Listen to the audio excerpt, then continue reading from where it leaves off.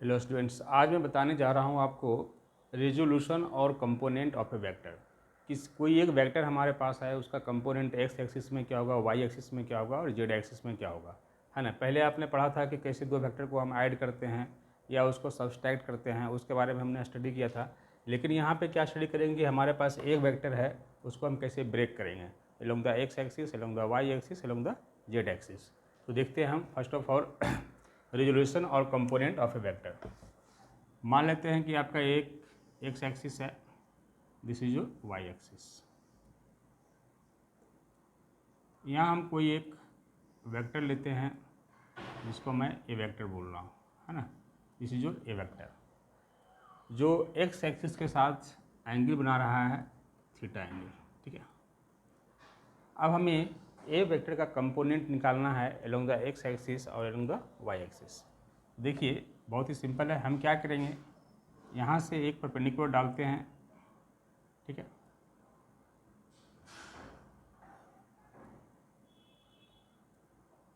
तो ये जो आपका एलोंग द एक्स एक्सिस जो कंपोनेंट होगा इसका, जरा इस ट्रायंगल में देखिए, ये आपका राइट एंगल ट्रायंगल है।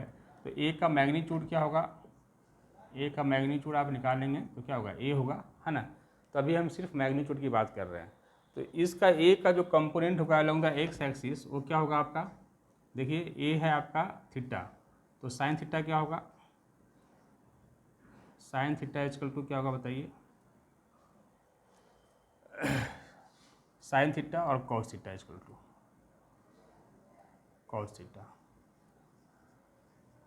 तो साइन थीटा क्या होगा, आपका जो परपेंडिकुलर लेंथ होगा, मतलब जो वाई कंपोनेंट होगा, है ना, इसको पी बोलते हैं। पी अपॉन में क्या होगा, ए होगा। यहाँ पे जो पी का वैल्यू होगा वो क्या होगा, ए साइन थीटा।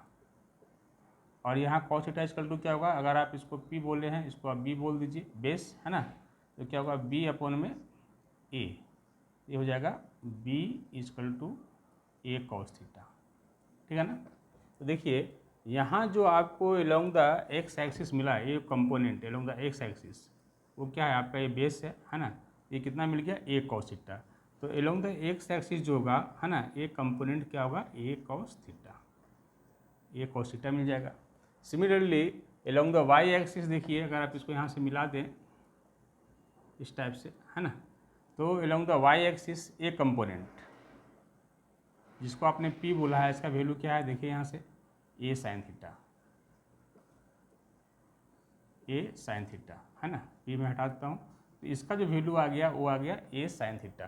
तो एक कंपोनेंट आपको मिला A cos theta along the X axis, और दूसरा मिला A sine theta along the Y axis.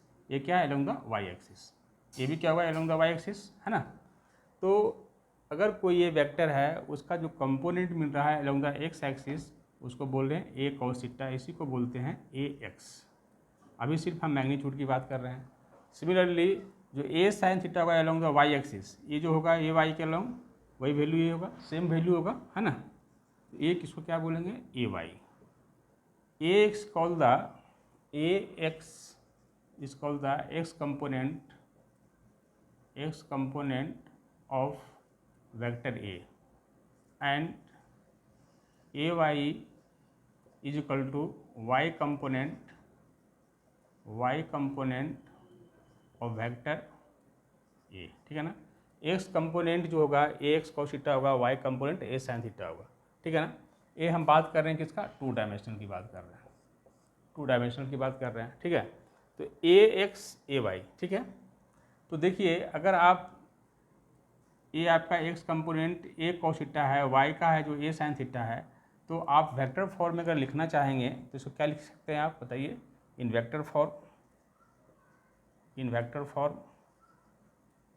मैंने आपको बताया था कि एलोंग द एक्स एक्सिस जो होता है, उसको हम अगर कोई भी वेक्टर है, अगर उसको हम रिप्रेजेंट करना चाहते हैं तो हम क्या लेते हैं, उसको आई, है ना।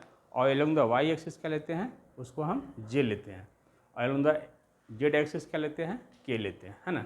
तो इसका मैग्नीट्यूड आपको मालूम है, एलोंग द एक्स एक्सिस का मैग्नीट्यूड मालूम है, हाउ मच, ए एक्स बोल सकते हैं, ए कॉस थीटा बोल सकते हैं। लेकिन इसका डायरेक्शन क्या होगा, एलोंग द एक्स एक्सिस, जिसको हम आई से रिप्रेजेंट कर रहे हैं, ठीक है ना। तो आप इसको बोल सकते हैं, जो ए वेक्टर है, ए इक्वल टू ए एक्स आई, बताइए और जो y कंपोनेंट है दिस कंपोनेंट और दिस कंपोनेंट एक ही बात है ना, वो क्या होगा ए वाई जे, है ना। तो ए वेक्टर का जो कंपोनेंट हुआ एलोंग द एक्स एक्सिस उसको ए एक्स बोला, और आपने y के एलोंग जो हुआ आपका कंपोनेंट क्या बोला आपने ए वाई बोला।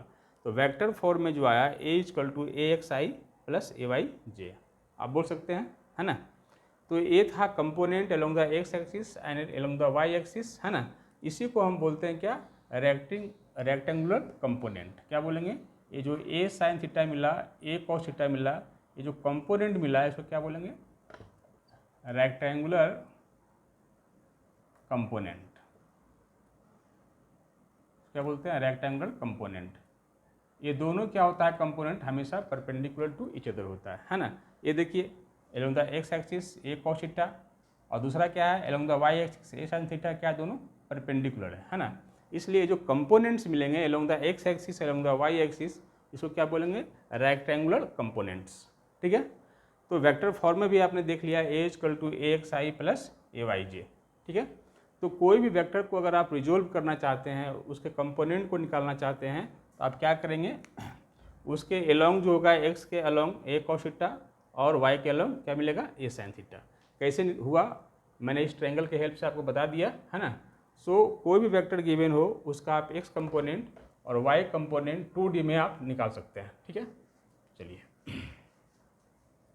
सपोज मान लेते हैं कोई एक वेक्टर है, मान लो कोई एक फोर्स है जिसका 5 न्यूटन वैल्यू है। मानते हैं कि कोई एक फोर्स है किसी पॉइंट पे एक्ट कर रहा है, ठीक है। ये 5 न्यूटन का मैग्नीट्यूड है 5 न्यूटन, ये लग रहा है at the angle of 30 degree, ठीक है। आपसे अगर पूछेगा कि एक्स कंपोनेंट क्या होगा और वाई कंपोनेंट क्या होगा, तो मैंने अभी बताया कि जो एक्स कंपोनेंट होता है ना, वो क्या होता है ए कॉस थीटा, और वाई वाला मैंने क्या बताया था जो वाई कंपोनेंट था ए साइन थीटा। इसका क्या होगा बताइए, हो जाएगा 5 कॉस थीटा तो कॉस 30 डिग्री ये मिलेगा आपको। इसका वैल्यू क्या हो जाएगा 5 साइन 30 डिग्री।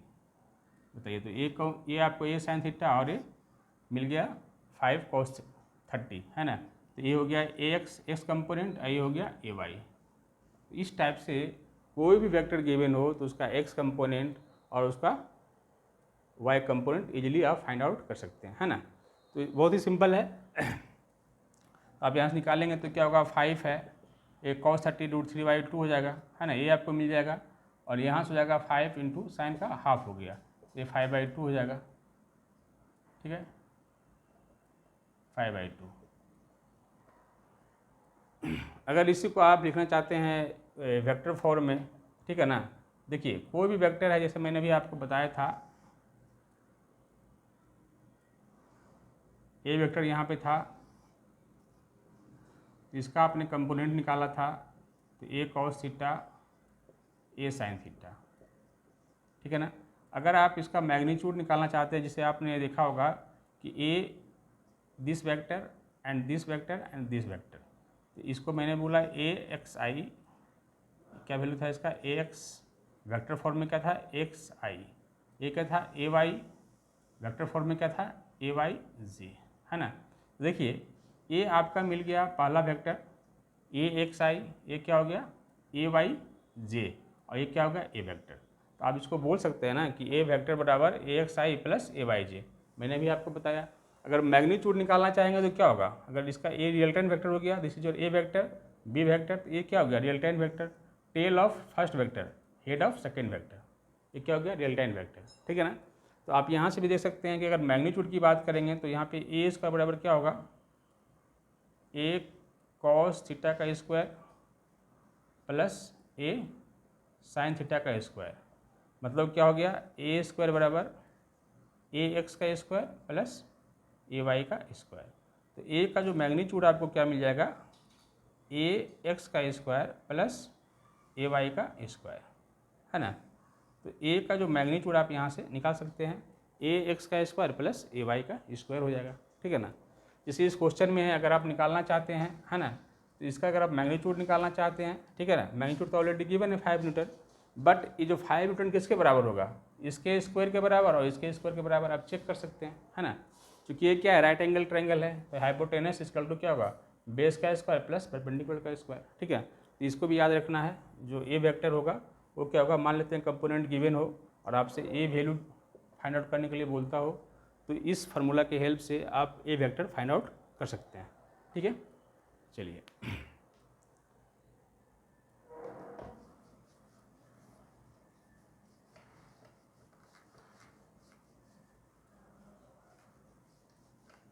शीट आपसे कोई भी वेक्टर हो, जिसका आप कोई भी वेक्टर है वो आपका एक्स के लॉन्ग वाई के लॉन्ग अगर गिवन है तो आप वैल्यू को फाइंड आउट कर सकते हैं, ठीक है ना।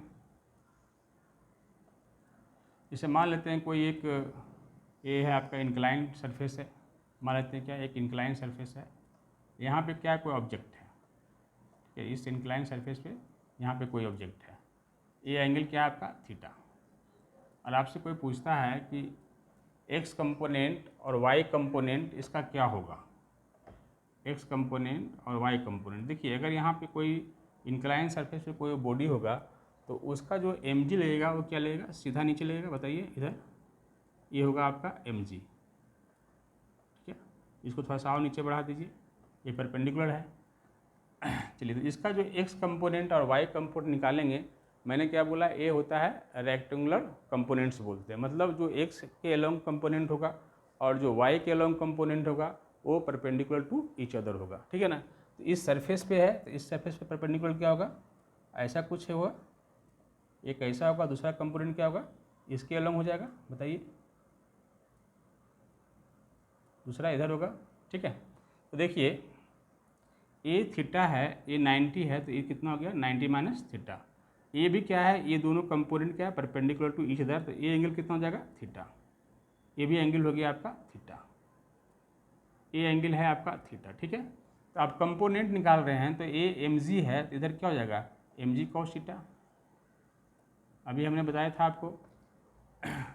और इधर क्या होगा, ये है एम जी कॉस थीटा, तो ये वाला कंपोनेंट क्या हो जाएगा एम जी साइन थीटा। तो आप इजली कोई भी, देखिए ये जो ऑब्जेक्ट है यहाँ पे जो फोर्स लग रहा है वो एम जी लग रहा है, तो इस एम जी का कंपोनेंट इधर जो आपको होगा एलोंग द प्लेन वो क्या होगा एम जी साइन थीटा, है ना। और उसके परपेंडिकुलर जो इधर एक्ट करेगा वो क्या होगा एम जी कॉस थीटा, ठीक है। तो आप फाइंड आउट किसी भी फोर्स का कंपोनेंट निकाल सकते हैं, उसका एक्स कंपोनेंट क्या होगा, उसका वाई कंपोनेंट क्या होगा। और देखिए जब भी हम कंपोनेंट निकालते हैं तो ये दोनों क्या होता है परपेंडिकुलर टू ईच अदर होता है, इसीलिए इसको हम क्या बोलते हैं rectangular components of any vector. तो ए एम जी, ये आप जब क्वेश्चन सोल्व करेंगे तो हर जगह आएगा, इसलिए ध्यान रखिएगा कि ए एम जी है, तो इसका एक्स कंपोनेंट वाई कंपोनेंट मतलब एलोंग द प्लेन क्या होगा, है ना, और इसके परपेंडिकुलर इधर आपका कंपोनेंट क्या होगा, ठीक है। तो इसको कैसे आया आपने देख लिया, ठीक है। तो इजीली आप 2 डायमेंशनल में फाइंड आउट कर सकते हैं एक्स कंपोनेंट वाई कंपोनेंट। आप एक क्वेश्चन करके देखिएगा, मान लेते हैं कोई एक फोर्स यहाँ पे एक्ट कर रहा है, ये 37 डिग्री है, ये फोर्स है, इसका वैल्यू 5 न्यूटन है, तो इसका एक्स कंपोनेंट इसका वाई कंपोनेंट क्या होगा, है ना। आप फाइंड आउट करके देखिए, है ना, इजीली फाइंड आउट कर सकते हैं। ये क्या हो जाएगा 5 cos 37 और वाई कंपोनेंट क्या हो जाएगा 5 sin 37, ठीक है ना। तो 2D में आपने देख लिया कि कोई भी वेक्टर गिवन हो उसका एक्स कंपोनेंट क्या होगा और उसका वाई कंपोनेंट क्या होगा। चलिए हम देखते हैं 3D में, 3 डायमेंशनल में, ठीक है ना। अगर मानते हैं कि आपका ये एक्स एक्सिस है, this is your Y axis and this is your Z axis, X Y Z. मान लेते हैं कोई एक वेक्टर है जिसको मैं यहाँ पे ए बोल रहा हूँ, this is your A vector, ठीक है, ए वेक्टर है। इसका अगर हम कंपोनेंट निकालना चाहते हैं along the X axis, along the Y axis and along the Z axis, तो उसको कैसे फाइंड आउट करेंगे। तो मान लेते हैं कि ए जो एक्स के साथ एंगल बना रहा है ए, वो क्या है अल्फ़ा है, वाई का जो बना रहा है ये क्या है बीटा है, और जो जेड के साथ बना रहा है इसको मैं बोल रहा हूँ गामा एंगल, ठीक है ना। एक कंपोनेंट है, सॉरी ए वेक्टर है, उसका एक्स कंपोनेंट निकालना है, वाई कंपोनेंट निकालना है और जेड कंपोनेंट निकालना है, किसमें 3 डायमेंशनल में, ठीक है ना। तो हम मानते हैं कि जो ए वेक्टर है makes the angle with the X axis is alpha, with the Y axis is beta and with the Z axis is gamma. ठीक है ना। तो आप फाइंड आउट कीजिए एलोंग द एक्स एक्सिस के अलोंग ए एक्स जो होगा component है ना, ये क्या होगा X component of vector A along X axis. ठीक है, कितना होगा ए एक्स इक्वल टू हो जाएगा आपका ए कॉस अल्फा, इसको आप क्या बोलेंगे A X. Similarly A Y क्या होगा component of vector A long Y axis, ये क्या होगा ए वाई इक्वल टू हो जाएगा ए कॉस बीटा। ठीक है, सिमिलरली ए जेड होगा component of vector a along Z axis, इसका वैल्यू क्या हो जाएगा, इसका वैल्यू हो जाएगा ए कॉस गामा। ठीक है ना। तो आपको along the X axis, along the Y axis and along the Z axis component क्या होगा वो आपको मिल गया। ठीक है ना। तो आप इसको लिख सकते हैं कि जो ए वेक्टर है, ए वेक्टर का जो एक्स कंपोनेंट है, वाई कंपोनेंट है और जेड कंपोनेंट क्या है वो आपको मिल गया। तो ए वेक्टर इक्वल टू क्या लिख सकते हैं आप, ए वेक्टर इक्वल टू लिख सकते हैं एक्स एक्सिस के अलोंग क्या मिला आपको ए एक्स मीन्स ए कॉस अल्फा, तो ए एक्स बोल रहे हैं इसको, तो ए एक्स आई बोल सकते हैं। वाई के अलोंग क्या मिला ए कॉस बीटा, सो क्या बोलिएगा ए वाई जे। सिमिलरली जेड के अलोंग क्या मिला आपको ए कॉस गामा, इसको क्या बोलेंगे ए जेड जे। ठीक है, तो A vector equal to A X I A Y J A Z sorry K J के होगा है ना, के बोल सकते हैं। तो इसका जो अगर आप मैग्नीट्यूड निकालना चाहेंगे तो क्या होगा बताइए इस ए वेक्टर का, तो इस वेक्टर का मैग्नीट्यूड क्या हो जाएगा अंडर रूट ए एक्स का स्क्वायर प्लस ए वाई का स्क्वायर प्लस ए जेड का स्क्वायर। तो यहाँ से आप ए का मैग्नीट्यूड निकाल सकते हैं। ठीक है, तो सिमिलरली जैसे आपने देखा था 2 डायमेंशनल में आपका अगर एक्स वाई प्लेन था तो वहाँ पे आपको क्या मिला था ए एक्स आई ए वाई जे है ना, और उसका जो ए वेक्टर का जो मैग्नीट्यूड था वो था under root A X square plus A Y square. But यहाँ पे 3 डायमेंशनल है, इसलिए जो ए वेक्टर का जो यहाँ पे वैल्यू मिलेगा वो क्या मिलेगा under root X square plus A Y square plus A Z square. तो आप रिजोल्यूशन ऑफ कंपोनेंट ऑफ किसी वेक्टर का आप इजीली, चाहे वो 2 डायमेंशनल हो चाहे वो 3 डायमेंशनल हो, उसको आप इजीली फाइंड आउट कर सकते हैं। ठीक है, तो कोई भी क्वेश्चन होगा, मान लेते हैं कि अगर इसका वैल्यू ए का कोई ए यहाँ पे कोई फोर्स होता, इसका वैल्यू आपका 5 न्यूटन दिया होता, इसका मान लेते हैं अल्फा का वैल्यू, बीटा का वैल्यू, गामा का वैल्यू अगर आपको मालूम है तो उसका एक्स कंपोनेंट क्या होगा, वाई कंपोनेंट क्या होगा, जेड कंपोनेंट क्या होगा, उसको आप फाइंड आउट इजीली कर सकते हैं। ठीक है, तो इसका जो एप्लीकेशन होगा पूरा वेक्टर में है, तो कैसे कंपोनेंट को फाइंड आउट करना है। ठीक है ना, इस वेरी वेरी इंपॉर्टेंट। तो आपको कुछ क्वेश्चन आप प्रैक्टिस करेंगे तो आपको आप अच्छे से समझ में आ जाएगा। ठीक है, चलिए, थैंक यू।